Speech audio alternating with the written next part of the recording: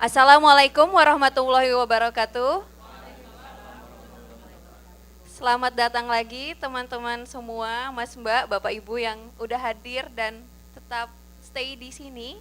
Tadi sebelum acara hari ini kita sebenarnya udah mulai dari jam 11 siang. Tadi di awal kita udah mulai dari IMSA Halaka, terus kita lanjut ke Panel discussion. Dan saat ini kita lanjut ke 3 minutes thesis competition. Tapi sebelum kita mulai mungkin kita perkenalan dulu. Perkenalkan, nama saya Rana Farasati sebagai MC hari ini dan saya Goldi ya. Ya, akan menemani Rana jadi MC hari ini. Jadi di acara 3 minute thesis competition ini mungkin kalau teman-teman ada yang belum familiar, jadi kita nyebutnya sih TMT. Ya, TMT ini nanti teman-teman yang sudah mendaftar, para grad students, master dan juga PhD bakal share tentang research project-nya, idenya, ataupun ya proposal, atau ternyata udah ada hasil risetnya dalam waktu 3 menit aja.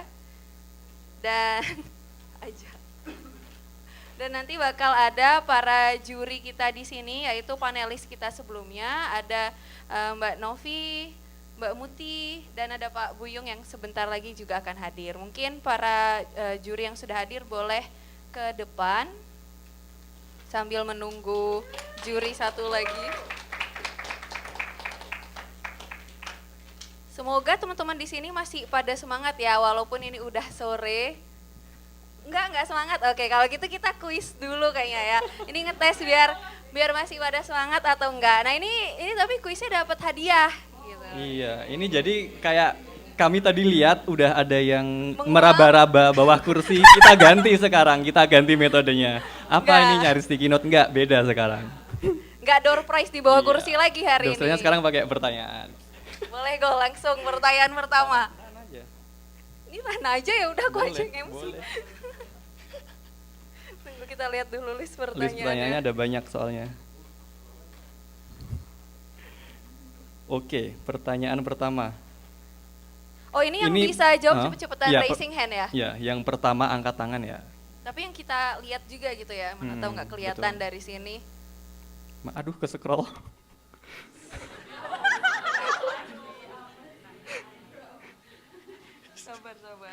Sabar ya. Oh, ini. Sebutkan tahun berapa IMSA didirikan. Wah.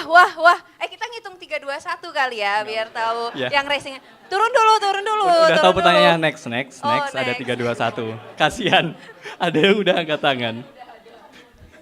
Oke, lanjut gol. Tadi aku paling lihat itu sih, mas-mas baju oranye jaket hitam. Jangan gitu. Tadi pertanyaan udah dibacain. Kayak ntar orang-orang udah, iya maaf.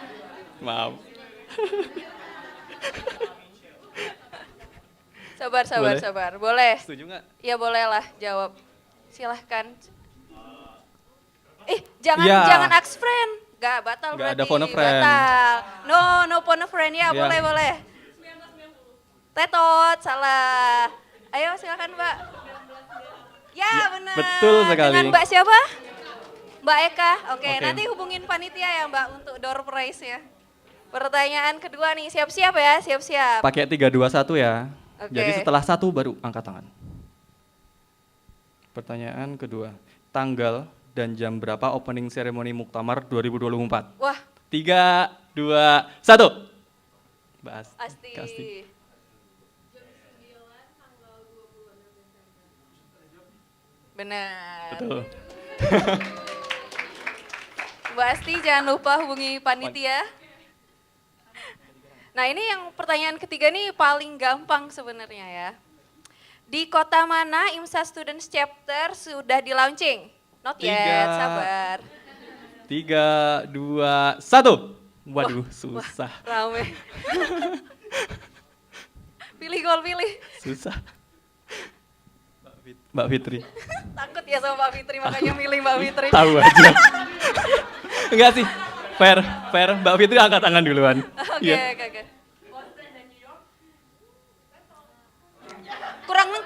Kurang lengkap kan New York doang. New York kan state ya. Boston, New York, New Jersey. Masih salah. Salah. Lebih salah lagi. Ayo, 3, 2, 1 lagi. Kota ya. Kota loh, kota. 3, 2, 1. Mbak Arin. Dan? Tetot. Oh, nggak boleh call friend, nggak boleh. Ulang ya, ulang. Lagi gol. Oke, 3, 2, 1. Ya, boleh Mbak Wulan. Ya. Bukan Mas yang pakai. Oh iya benar. Bener sih. Ya oke, nanti hubungin wanita ya Mbak. Ada lagi nggak gol pertanyaannya? Udah, 3 dulu aja kali ya. 3 dulu. Oke, kalau gitu kita langsung lanjut menjelaskan rules-nya 3MT nih. Ini tadi kayaknya udah pada bangun kan, jadi udah pada siap mendengarkan riset dari teman-teman kita yang keren-keren banget. Kita mulai dari ngejelasin rules-nya kali ya. Jadi ini rules-nya sebenarnya udah kami post di Instagram, cuman akan kita sampaikan lagi biar semuanya tahu kayak gimana peraturan dan rule of games untuk 3 minutes thesis hari ini. Jadi yang pertama, presentation are to be spoken in words. Gak ada poems, gak ada raps atau songs. Jadi benar-benar dari untuk dijelaskan secara kata-kata aja, tidak ada bentuk irama-irama seperti tadi. Presentations are to comments from the stage.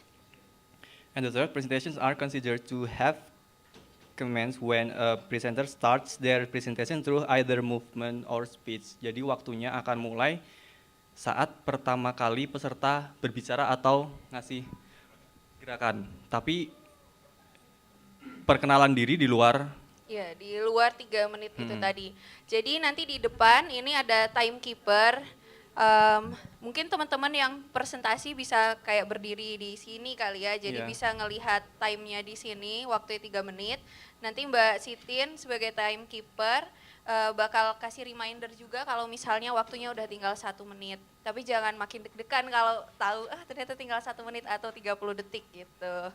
Nanti akan dikasih sinyal sisa 1 menit dan sisa 30 detik. Jadi iya, karena kan akan ada pengurangan poin jika melebihi 3 menit. Jadi mohon diingat untuk pas within 3 menit itu. Benar. Dan kalau early juga itu bakal jadi catatan kalau jaraknya terlalu jauh dari 3 menit. Misal masih sisa 2 menit gitu, ya namanya 1 minute thesis kan, bukan 3 minute thesis jadi 3 minute gitu. thesis. Ketawa lah. Ya ketawa dong, biar tidak tegang gitu loh, udah. Terus the decision of the adjudicating panel is final. Jadi nanti penilaiannya itu akan dinilai oleh para panelis dan juri kita yang di depan ini. Jadi pastikan teman-teman sudah siap untuk presentasi.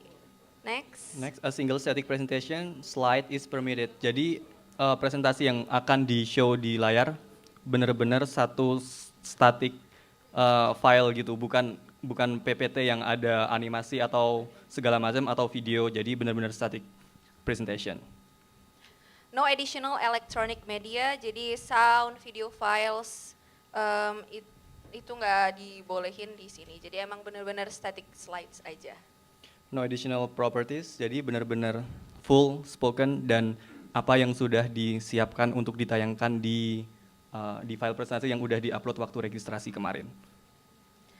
Nah next ini ada prize-nya yang ditunggu-tunggu. Jadi prize-nya kita bakal ada juara 1, 2, dan 3. Jadi juara pertama itu bakal dapat $200. Juara kedua $175 dan juara ketiga $150. Gak ada tepuk tangan. Gak ada tepuk tangan, gak excited. Gak kurang excited Hadiahnya kayaknya. buat MC. Terus lanjut ke rubrik. Oh ya, kita akan menyampaikan rubrik yang akan menjadi poin penilaian untuk masing-masing peserta. Jadi ada dua part utama. Yang pertama dari komprehensi dan kontennya. Pertama, clear research background and significance. Aku semua nih. Yang kedua, key results and outcomes well described. Yang ketiga, logical and coherent flow. Accessible language for non-specialists. Jadi lebih general kayak semua orang bisa memahami gitu. Jadi bukan kayak terlalu Ilmiah deep banget. atau jadi ya lebih ke surface atau gimana semua orang bisa memahami walaupun yang bukan ahli di bidangnya. Minimal jargon with clear explanations and balance and effective time management. Next point itu ada engagement and communication. Jadi di part ini yang pertama dinilai itu engage and spark audience interest, respect and values the research, show enthusiasm and passion, keep audience attention throughout the 3 minutes, confident stage presence and delivery, clear and effective PowerPoint slides. Nah ini tadi kita udah bacain mulai dari apa itu 3-minute thesis, rules-nya sampai rubriksnya. Jadi ini mungkin kita langsung mulai aja ke presentasinya. Ya, Dewan Juri juga sepertinya sudah siap. Jadi kita mulai untuk presentasi yang pertama. Kita panggilkan untuk ke depan buat presentasi. Tepuk tangan nggak? Jadi yang pertama presentasi adalah Mbak Rita Ginting. Yang paling ready dan Apa? cetar hari ini. Apa ya? Kasih semangat dong buat Mbak Rita. Oke, sambil Iya, jadi waktu Dewan Juri masih menuliskan nama peserta, boleh sambil perkenalan, tapi kalau udah siap, ini timer akan mulai dan benar-benar selain perkenalan akan mulai waktunya di sini. Akan dicatat per tadi kayak gerakan atau kata pertama yang diucapkan. Ya, jadi mungkin biar lebih mudah juga kita bakal ngasih aba-aba setelah Mbak introduction. Mungkin introductionnya bisa nama, kampusnya di mana dan jurusannya apa. Terus kita tanyain, are you ready? If you say yes, and then we start the timer. Oke, dan urutan ini kami random, serandom-randomnya, jadi tidak ada dari apa-apa. Oke, mungkin peserta bisa, iya. Bahasa Inggris. Bahasa Inggris. This is another point dari judges juga, terima kasih udah diingatkan. Jadi para presenter bisa stand di sini karena judges perlu lihat your facial expression tuh. Jadi keep your eyes to the judges and the audience. So you can know like keep the engagement dari semuanya. Oke. Oke. Are you ready? Ini perkenalan dulu, Mbak. Nama dan jurusan. Assalamualaikum warahmatullahi wabarakatuh.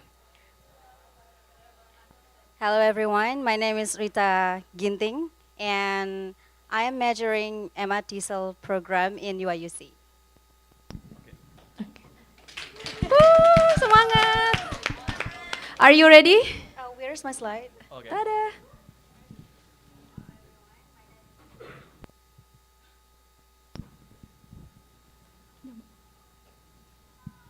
Three, two, one. Okay, well, what if I told you that learning English can save the world? What if I told you that by learning English in a real world context, you can improve your English proficiency skills much faster? And what if I told you that the only thing you need to do that is write on the palm of your hand, like your phone, your laptop, you name it. So this research arises from the social phenomenon that currently students are so attached with technologies. And a lot of researchers intrigues to find the bad, the good, and the ugly of technologies into English language teaching. And most of the time, the results show that the positive impact outweighed the bad impact. But there's one thing that is basically neglected, which is providing the students with authentic materials coming from the social issue problems, and then so that students can relate the problems to themselves, and then use the English language to communicate and express their ideas. So this research has two goals. First one, to improve students' English speaking skills or proficiency skills. Second one, to improve students' critical thinking and awareness on global social issue problems. You may ask, why is this important, right? So here's the thing. In this era, learning English shouldn't be always about grammar, vocabularies, linguistic competence. we should be able to encourage students to use critical thinking, to make them aware about global issues, problems in this world, and then to use English to express their ideas. So, how will I do that? There is a concept called telecollaboration. In telecollaboration, there's like two words there. Tele, which is technologies, collaboration, which means combination of two people talking about or producing something together, right? So this concept is produced by Sadler and Dooley in 2018. They want students from two countries to collaborate together and then learning English together while also addressing social issue problems. So this is also what I want to do here. This is an intervention research. So in my research, what social issue that I will bring is about fast fashion industry.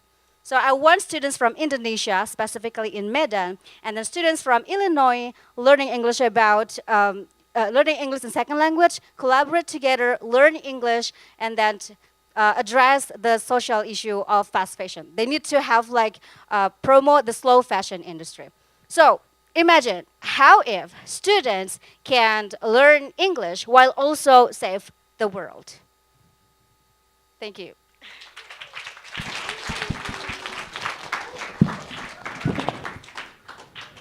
Terima kasih Mbak Rita Ginting atas presentasinya. Next, kita bakal panggilkan yang kedua.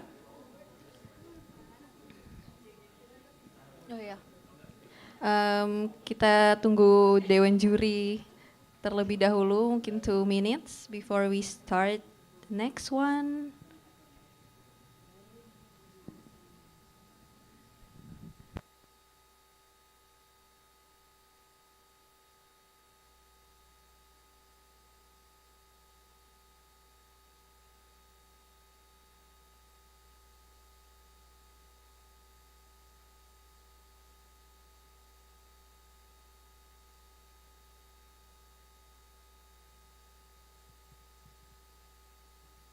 Oke, untuk peserta kedua silahkan bersiap-siap.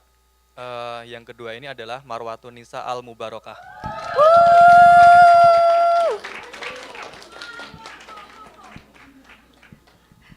Good luck kepada Mbak Marwa.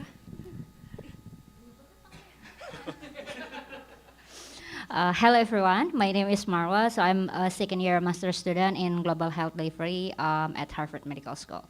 So I hope that you can enjoy the presentation. 3, 2, 1. For many of us, especially women in the menstrual period of the month, it is very common to us to feel tired, dizzy, and fatigued. And it turns out that 1 in 3 women of reproductive age are suffering from anemia, will experience these same symptoms. And the number goes higher among pregnant women, but actually adolescent girls also have high risk of anemia because of rapid growth and also menstrual blood loss. But what is anemia? Anemia happens when our body have low hemoglobin level, reducing the transfer of oxygen all over your body. So imagine that you have shortness of breath, but it inside and all over your body. So it can harm not only your health, but also your development, your ability to learn, to work, and it's impacting your entire lifetime. So anemia is actually a major silent public health problems because the symptoms are commonly disregarded and it goes unnoticed until it becomes severe, and many people do not recognize the huge consequences of it. So this is why the global solution of anemia, which is the iron and folic acid supplementation, it's haven't reduced the anemia prevalence for decades. Why would I take a pill when I feel healthy? It is very unintuitive, especially for adolescent girls, because they only need to take the supplements once a week. That's why our project, BESI, comes in. So we aim actually to pair adolescent girls and also pregnant women, the two most vulnerable groups in need of irons. So the adolescent girls can track the health milestone of the pregnant women, such as reminding them to take the IFA supplementation and also reminding them to come to the health center for INC visit. At the same time, it will also give first-hand experience of the adolescent girls the tangible effect of the IFA tablets, so they will organically feel compelled to take the supplements for themselves. So the cycle of mutual care actually will make the adolescent girls become more aware about the importance of the IFA supplementation. And then the second one, we will have the weekly IFA consumption together with fruits, so it can decrease the forgetfulness, and also it will diminish the unpleasant taste of the tablet itself. So we imagine with BASI, we will break the vicious cycle of anemia by empowering girls, because it will improve their health and their productivity, and it will eventually improve the health of generation. Thank you. Thank you, Marwa, for your presentation. So we wait for the next one.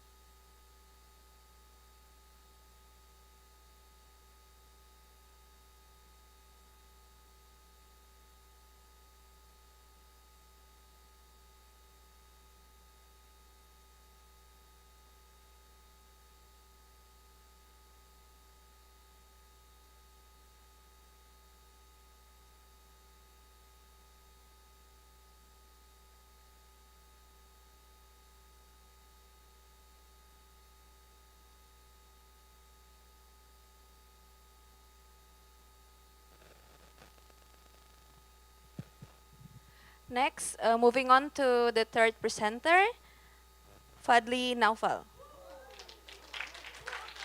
Oh, mana tepuk tangannya?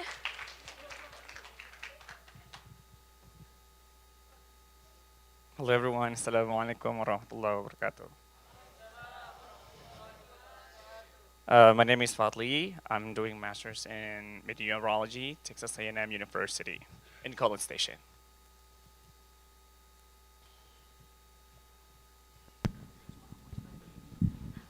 Are you ready? Okay, 3, 2, 1. What if we can see dangerous weather coming and stop it before it harms us? And today I'm here to talk about a region that battles the extremes of nature, which is Indonesian maritime continent. Every year, this region, tropical region, experiences devastating floods and severe drought that disrupts millions of lives, which is a pressing challenge, isn't it? So now, what if we could better understand the whole forces behind these extremes in order to help protect communities and build resilience? And that's exactly the aim of my research. I analyzed 23 years of high-resolution satellite data in 5 important cities along Equatorial, including Padang, Pontianak, Ibu Kota Nusantara IKN, Manado, and Jayapura. My focus is on 2 critical thresholds: the 95th percentile for extreme rainfall and the 5th percentile for drought. I study how the whole drivers, including ENSEL, Indian Ocean Dipole, Madden-Julian Oscillation MJO, equatorial waves, and meridional drivers affect these extremes.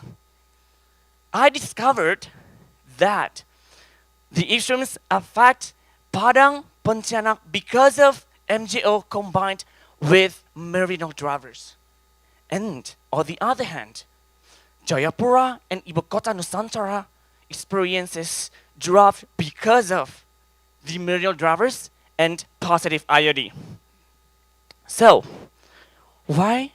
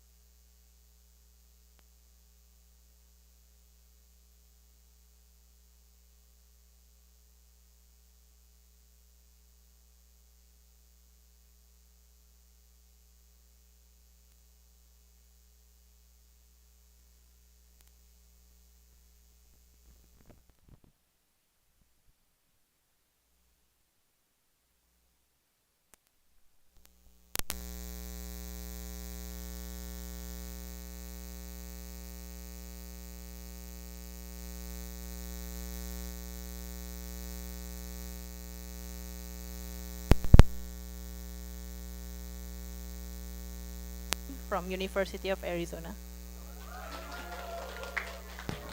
Dari warga lokal.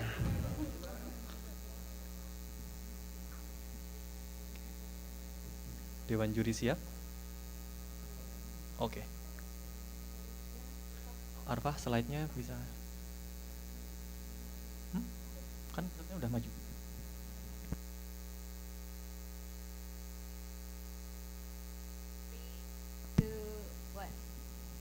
We are living in a time where robots can help humans a lot in daily life activities like cleaning house and also riding car.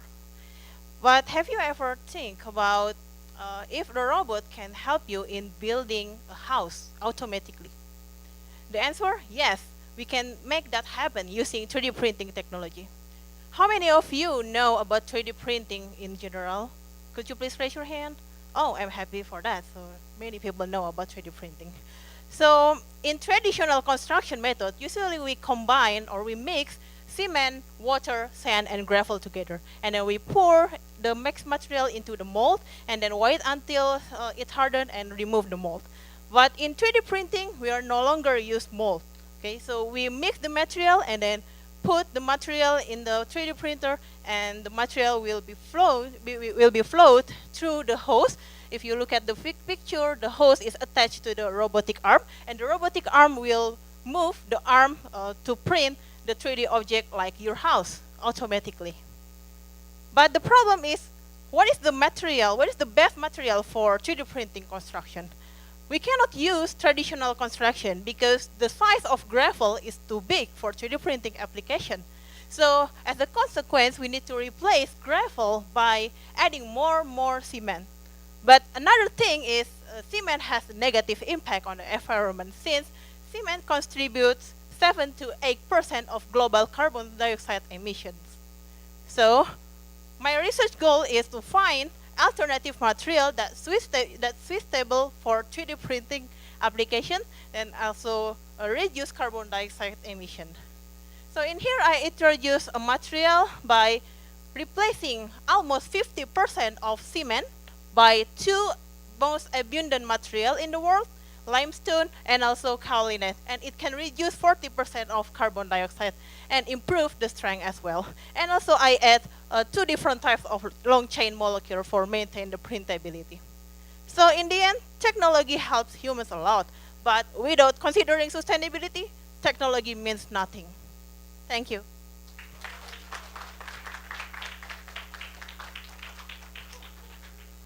Terima kasih Mbak Eka presentasinya.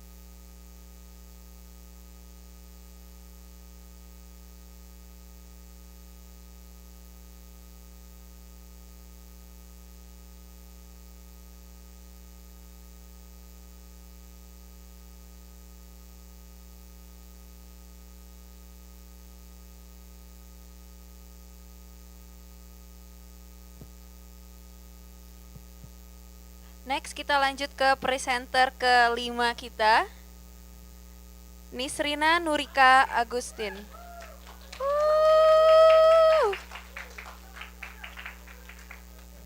Ini kalau nggak salah yang nama gaulnya Mbak Sri itu ya?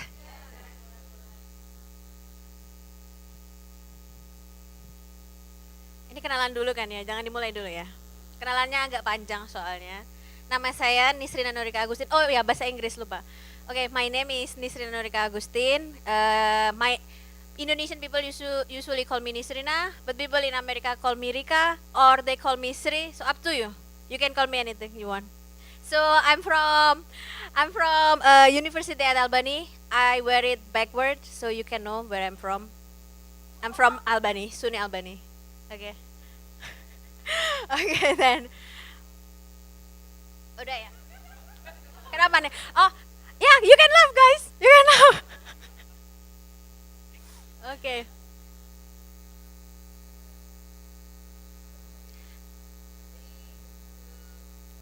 So yeah, I want for you to raise your hand if you choose your career, considering your parents' influence. Okay, most of you, yeah. I will consider most of you. So it's quite interesting because people always think that when we choose our career is always about our passion, what we want to do in the future. But actually, when we choose our career, there's so many factors. Especially as a collectivist culture, we consider this parental influence and also job prospect. Like basically, we want to have a job stability. We want to provide our family. That's why we want to have a job that is stable in the future. So I think it's not a bad thing, but the problem is when we are in a career counselor, we always emphasize on finding personal interest. Like we have so many vocational interest assessment tools. It's so many in Indonesia, but when they inform the student and when they know the student personal interest, it's usually against their parents, or it creates a distress for student. Like for example, I want to do computer science, but my parents want me to be a doctor. It creates a distress for a student, right? Yeah, not for me, guys. So yeah, that's the problem. So I want to know. This is the aim of my research. It's a simple, but research doesn't have to be complex. The important is the contribution, how this influence the career counseling in Indonesia. If we know that personal interest is indeed influencing career decision making for students, then career counseling in Indonesia already on the right track. We already have so many vocational interest assessment, which is good. So it's already on the right track. But if the parental influence is the most highly influenced or the biggest factor for a student in Indonesia, then we can adjust the career counseling in Indonesia. So we can involve the parent, we can talk with the parent during the counseling, not just student, but also discussing with the parents. If the job prospect is something that is important for the student, then we can have like this informed decision counseling for the students, so they know if they want to achieve some specific career, specific field, they know what's the ups and downs or pro and cons, stuff like that. So we have like more informed career counseling for students. So that's that's the main research of that's the purpose of my research. I hope by doing this research will help so many students and will decrease their distress when because when they have like a different personal interest with their parents' expectation, they will be called anak durhaka, stuff like that. I want to avoid that as a career counselor. So yeah, that's from me. Thank you so much.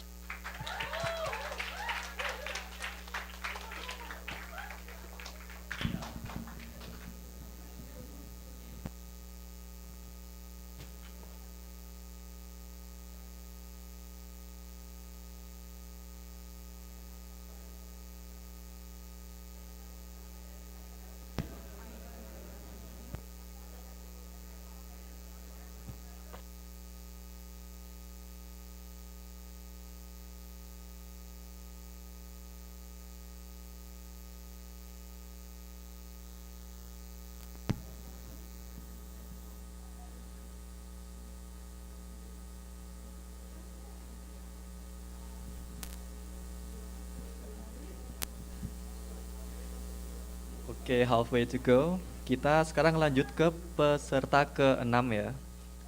Untuk peserta ke-6, Saudara Rahman Setiawan untuk siap-siap ke depan.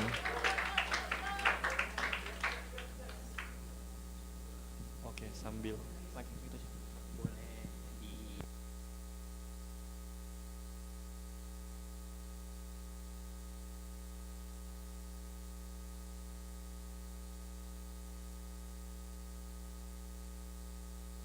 Assalamualaikum warahmatullahi wabarakatuh.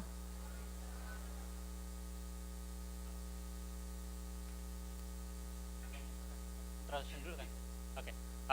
So my name is Rachman Setiawan. So you can call me Rahman. I'm from UC Berkeley, majoring in energy and resources. Okay. Yeah. So today I want to try to explain about the. sorry, belum. Udah siap kan? Kalau iya, jadi ya. Oh, okay.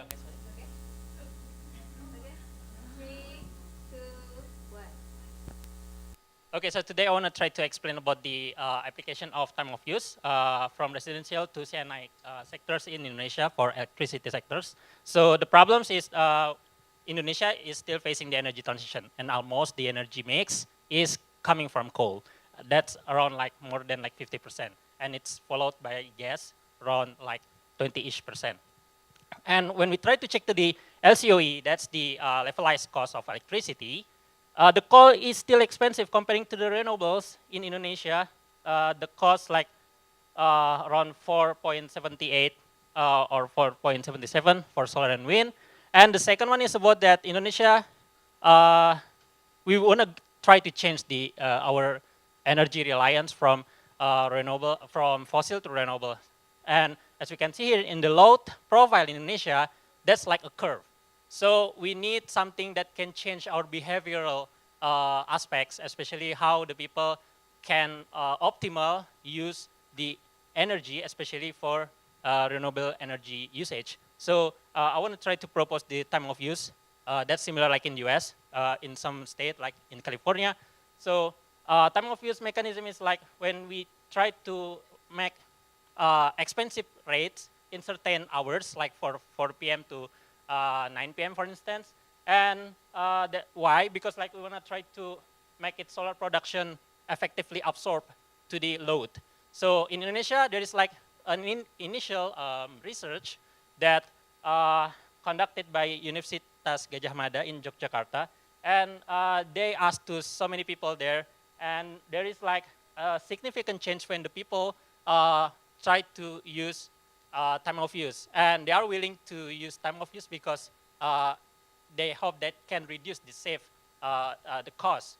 And almost the activities that they want to try to change, there are two things. The biggest one is about the washing clothes and also the ironing clothes. So they want to try to washing their clothes during the day instead of night or peak hours. And how about the potential situation? Absolutely, Indonesia is very potential because like we have established the advanced metering system in Indonesia. We can directly use time of use because like our technology is able to do that, especially for our local producers. So what's next after this one? That's the next of power wheeling. Or some people know about like natural monopoly in the US. So there is like an attractive competition in economic, especially in electricity price. And I hope for this time of use we can optimal, and also you can check, we can be optimal, and also you can check this one if you want to try to know about the detailed analysis. Thank you.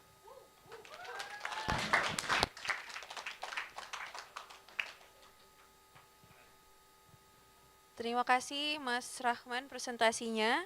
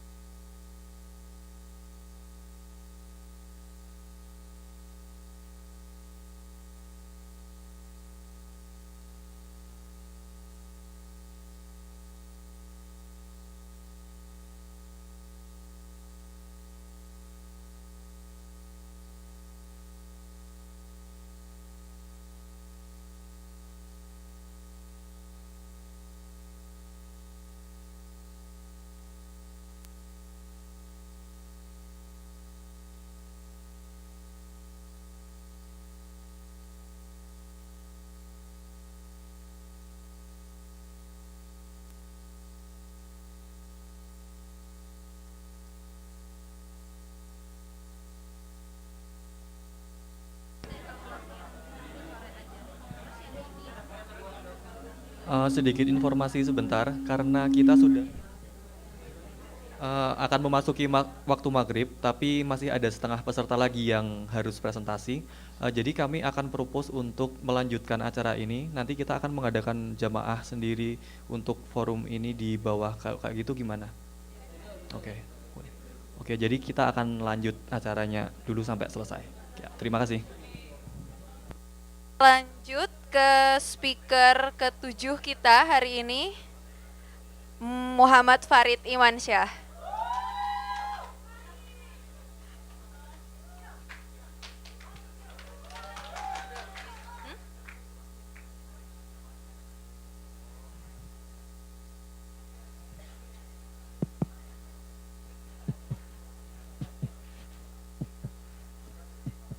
Okay.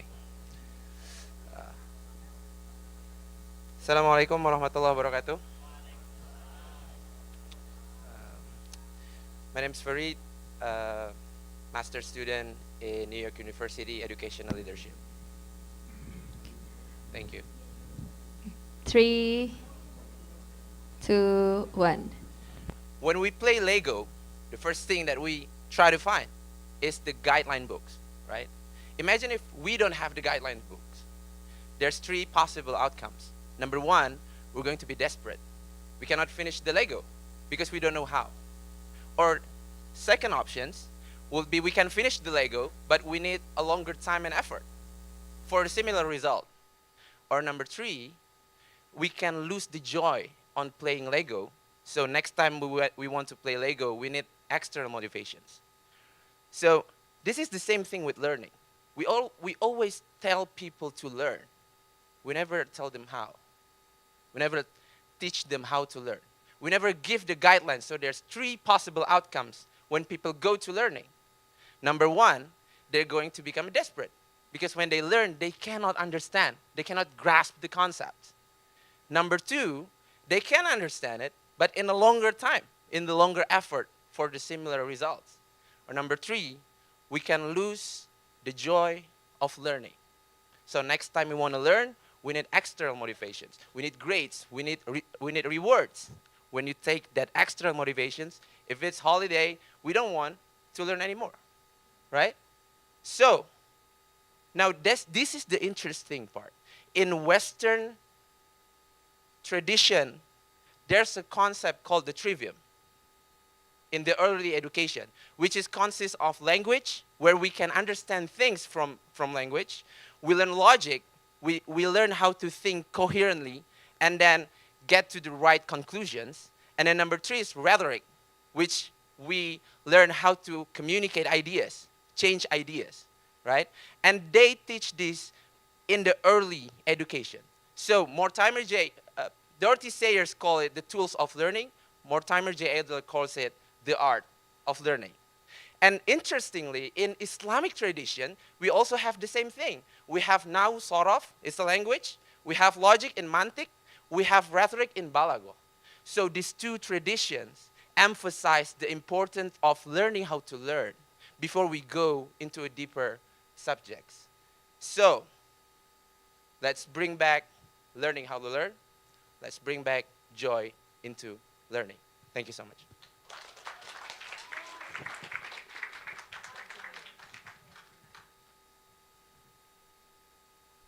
Thank you, Farid, for the presentation.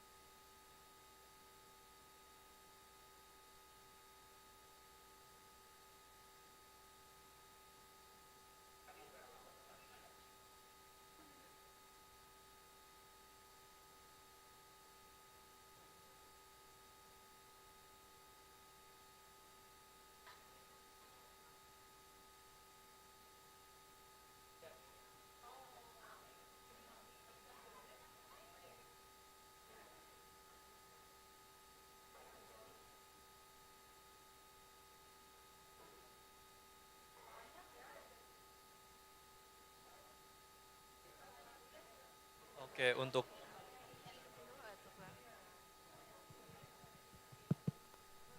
untuk peserta selanjutnya, kepada Asti Syafira untuk mempersiapkan diri.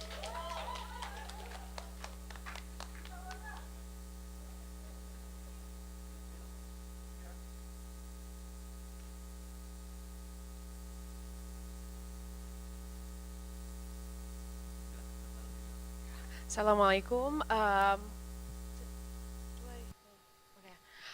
Perkenalkan, nama saya Asti.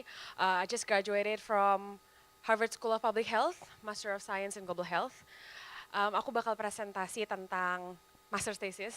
So I don't know if it's gonna be fun or not, because the previous participants semuanya seru-seru banget. So I hope you're not get bored, because I believe it's important matters. Okay.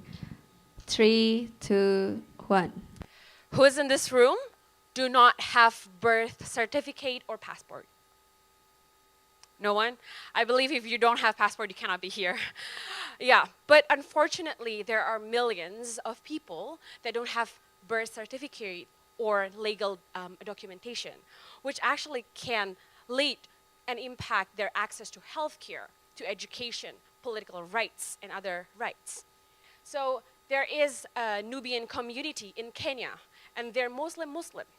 So this Muslim community in Kenya, especially in Nairobi, they're Muslim and they're previously migrated from other places to Kenya. But when they arrived to Kenya, they went through all the vetting process, discriminalized, like, are you Kenyan or not? Because they're simply Muslim. And all of these discrimination and marginalization makes them hard to get legal documentations and make they hard to access healthcare, education, and other rights. So here, I did my research on comparing the Nubian, the Muslim, the one that discriminalized, and those who are non-Nubians, who just got like normal legal documentation. Is there any difference in child vaccination coverage? So this is the model. This is econometric model. I did multi-level logistic regression because I want to account for the multi-level nature of the household survey. And it is also random sampling, so to make sure that it's valid, to increase the internal validation. So, okay, Asti, don't talk about econometrics. Let's jump to the conclusion. So what's the result? So the results show that the marginal effect of having birth certificate in Nubians, the Muslim population, is much higher than those who are not Muslim, the non-Nubian community. So this is disproportionately affect those who are marginalized and discriminalized. So why is actually this important, and why I take this as my master's thesis compared to, like, taking research on Indonesia, etc. Because now we're facing the crisis, the genocides in Palestine, which there are a lot of displaced, and those people got displaced to other countries and other places. They need to get legal documentations, and if they don't have it, it's going to be hard for them to access healthcare, education, and other rights. That's why it's really important for us to at least highlight those struggles, their resilience. It's actually Muktamar theme, so that's why I want to bring out this theme so that we can more respect and give shout out to those who are oppressed and discriminalized. Thank you. Thank you, Asti, presentasinya.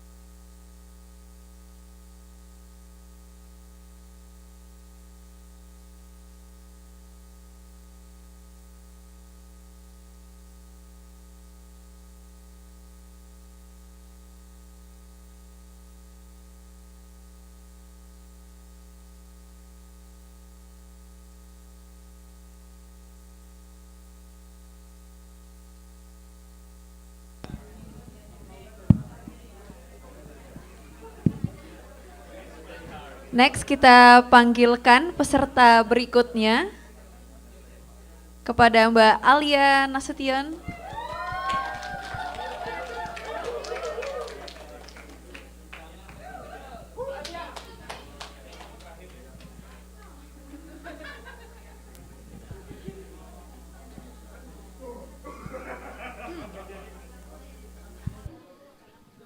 Hi, everyone. My name is Alia.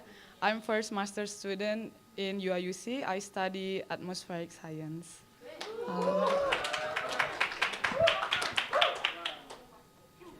3, 2, 1.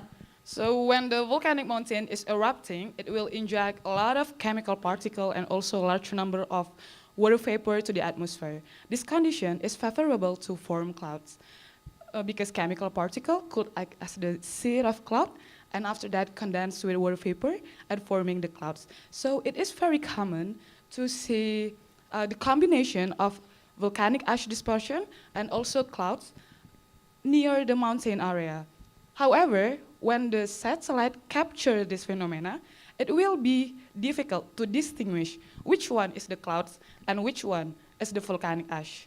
So I want to introduce the WRF chemical model that can explain this phenomena.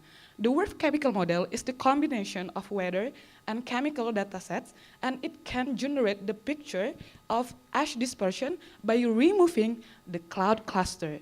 Interesting. So we can have a clear picture of ash dispersion. So the second picture is the horizontal dispersion, and the third picture is the vertical structure of volcanic column. From this result, we can understand that actually the ash travel in different direction on different level. And also at upper level, the ash travel further than the lower level. From meteorology perspective, it actually makes sense since on the upper level, the wind, is kind of more stable because we have less friction, so the wind speed will be stronger. While on the lower level, we have a lot of friction due to the complexity of topography and also some of the building structure. So the wind will be more unstable and the speed will be weaker. And from the vertical structure, we can easily identify the top of the column eruption. And also we can identify which area that have a stronger turbulence. This is actually very important information for aviation safety. And also I would like to explain another advantage of using WRF chemical model. This model can explain or can simulate the ash particle based on the size. For example, from my simulation, I can simulate the 6 to 10 micrometers of size and also the 37 micrometers of particle size. This interesting. So in short, WRF chemical model is very powerful to study the volcanic ash. And also for students, this is very doable because this model is open source and free. Thank you. Terima kasih presentasinya dari Alia.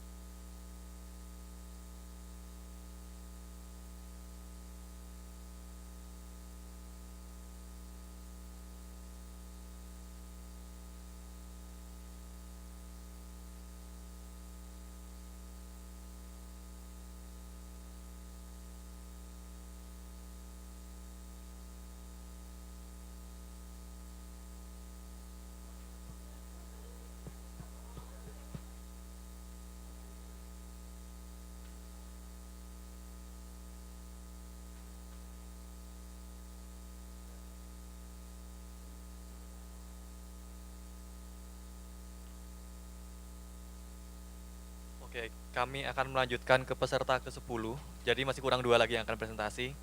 Kepada Muhammad Fahrush untuk mempersiapkan diri.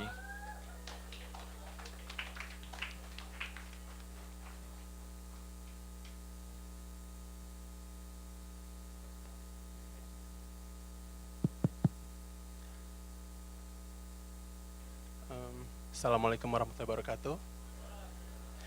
Hello everyone, I'm Muhammad Fahrusi.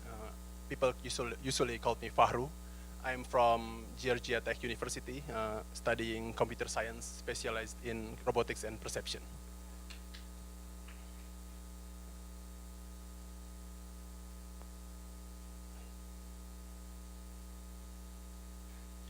Imagine yourself being in a very dark room. Maybe there's a blackout. It's very dark. You are very confused. What would you do? If I were in that situation, I would probably do something like this. Trying to find maybe a wall, anything, a furniture, maybe move a little bit so I feel safe. And that's very similar to how robots move. So in this like very unprofessional slide here, there's a tiny little cute robot that tries to move from the start to the finish line. So how do robots move exactly? It's very similar. The robot first will try to sense its surrounding. Maybe the robot will find the cat or the house or maybe even the start pole. And then the robot will use that information to ascertain its initial belief location. And then what next? Since the robot has a goal, and the goal is to go to the finish line. So the robot will try to move. Not much, maybe like, let's say 1 meter. However, the robot movement is not very precise. There is a lot of things that can go wrong. For example, the road can be very bumpy, or the internal hardware may be a little bit faulty. So the robot want to move like 1 meter, but they ended up maybe 0.9 meter.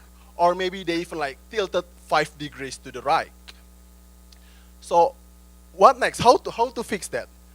So the robot, after move, will sense again. They will sense the next surrounding. So the robot will move, the next surrounding, maybe this little warung right there, or the stone, or that tree. And then it's a cycle. It's called the localization robot sense movement cycle. So every movement, the robot will introduce an uncertainty. Their belief will be less certain, and then they will sense its movement, its surrounding again, and they will have a more focused belief. They will be like more, they know exactly where it is after every sense. And it will keep continually repeating sense and then movement again, and then sense is surrounding again, and then move again until the robot reach the finish line. And that's generally how robots know where they are. Thank you. Oke, terima kasih presentasinya dari Mas Muhammad Fahrushi.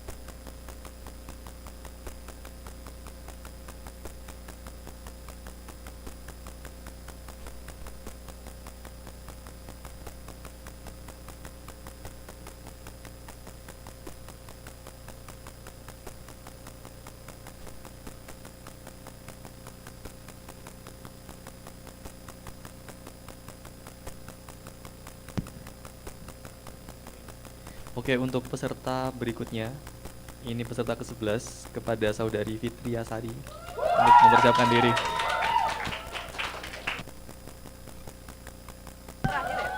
Terakhir ya?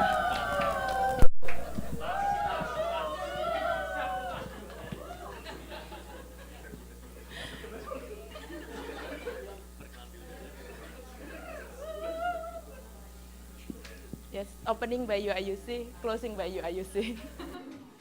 Assalamualaikum warahmatullahi wabarakatuh. I'm Fitria Sari, a PhD student from University Illinois Urbana-Champaign, Atmospheric Science. Yes, save the last for IKN. Please raise your hand if you have ever wondered why our new capital city is in Penajam Pasir, Kalimantan. Okay, I'm not the only one. Yes, I make sure the rest of you will have same mood as me after by the end of this speech. So, this study was conducted initially to fulfill my curiosity as an atmospheric science. As we already know, Jakarta is already overpopulated, and then faces some environmental issue. One of them is flood. Even in early January 2020, Jakarta set the new highest record of accumulation daily precipitation since 1866. So our government decided to move to IKN. But is Penajam Pasir really viable as an option? That's why this study was conducted at the first place. So the idea is, I compared between these two cities, especially in atmospheric conditions. I used several quantitative methods, mostly statistical approach, using 30 years of climatological data of daily precipitation. With this method, I got like 4 main findings. The first one, talking about the extreme precipitation value.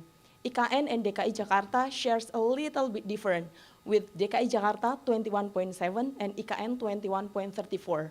But talking about the number of precipitation days, IKN has more extreme days because it's related to the locations of equatorial, so they have bimodal type. The third one, DKI Jakarta has more local forcing. It means that how to predict the weather there is a bit uncertainty. But the interesting one is when I calculated the return time period, it's quite rare if there are two have a meeting point.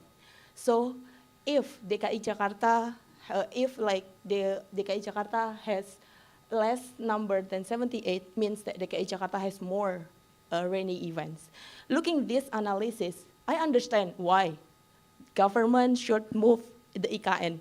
But why so like Penajam Pasir? Because they share like a little difference in atmospheric science. However, unfortunately, our government already decided. So to close this speech, I want to raise awareness of you all. How can we ensure that the IKN will not suffer any hydrometeorological disaster as severe as Jakarta in the future? So let's discuss more about it. Let's connect it.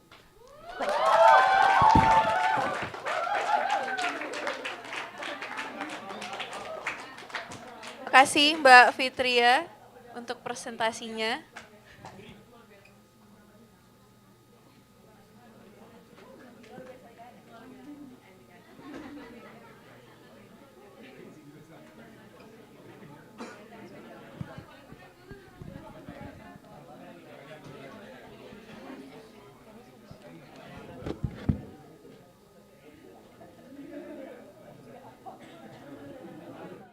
Aku kembali ke habitat ya.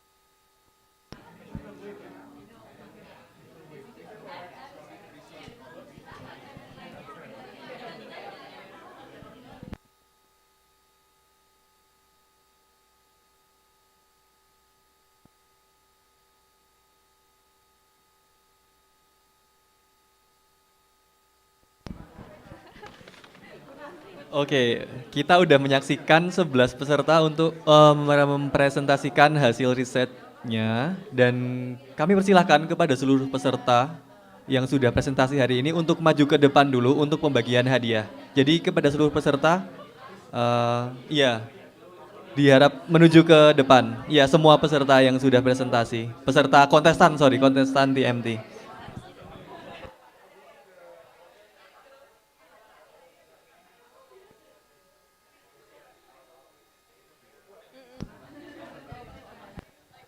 Silahkan maju ke depan para peserta berbaris.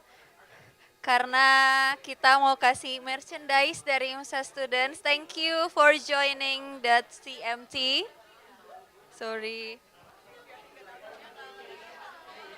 Ya, ini kita bakal foto bareng nih yang peserta. Unboxingnya nanti aja, biar surprise. Terima kasih sudah presentasi.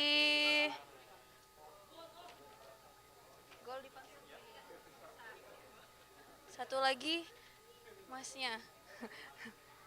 Nah ini gimana ya fotonya kayaknya biar bagus 2 baris kali ya. Kelihatan nggak tuh? Ikut. Wait. Oke. Dulu yang foto. Oh, mungkin ini bareng Dewan Juri juga. Sekalian ke depan. Oh ini dulu, oke. Ntar yang kedua bareng Dewan Juri.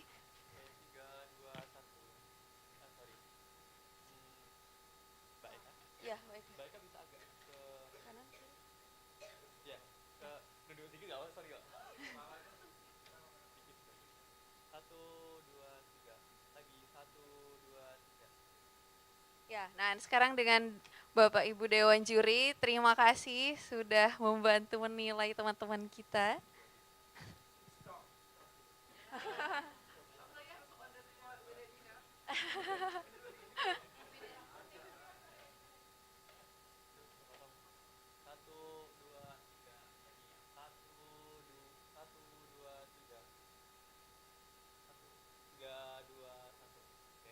Tepuk tangan buat teman-teman yang udah ikut. Nah ini untuk pengumuman siapa pemenang pertama, kedua, dan ketiga itu akan diumumkan di dinner malam ini. Jadi para peserta, biar surprise, jadi biar pada datang. Biar pada datang dinner. Dan nanti ini yang lebih penting juga pemenang pertama, kedua, ketiga nanti bakal presentasi di dinner berikutnya. Entertainment night besok malam. Iya, besok. Iya. Di timer enggak kayaknya ya, enggak di timer kayaknya yang ini. Nah ini sebelum teman-teman keluar, mungkin kita foto bareng dulu nih semua yang ada di sini, terus kita sholat maghrib dan isya bareng. Boleh maju ke depan semua seluruh yang peserta hadir. yang ada di forum ini boleh merapat ke depan untuk foto bersama-sama. Wah, udah hampir isya nih. Iya.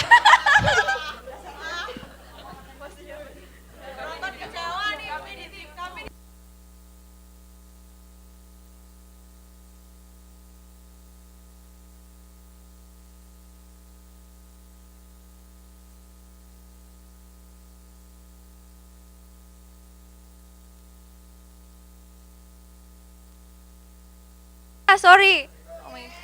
Nah ini ada satu event yang sangat menarik, terutama buat teman-teman IMSA students yang mau mencurahkan pemikirannya dan keluh kesahnya mungkin. Jadi nanti jam 7.30 di sini juga itu bakal ada listening session bareng Pak Eko dari IMSA. Jadi di sini kita akan membahas IMSA 5 tahun ke depan itu bakal seperti apa. Jadi masukan semua diskusi akan sangat berperan dan bermanfaat untuk IMSA ke depannya. 7.30 di courtroom P, di ruang ini. Iya, makanya ini semua teman-teman yang maju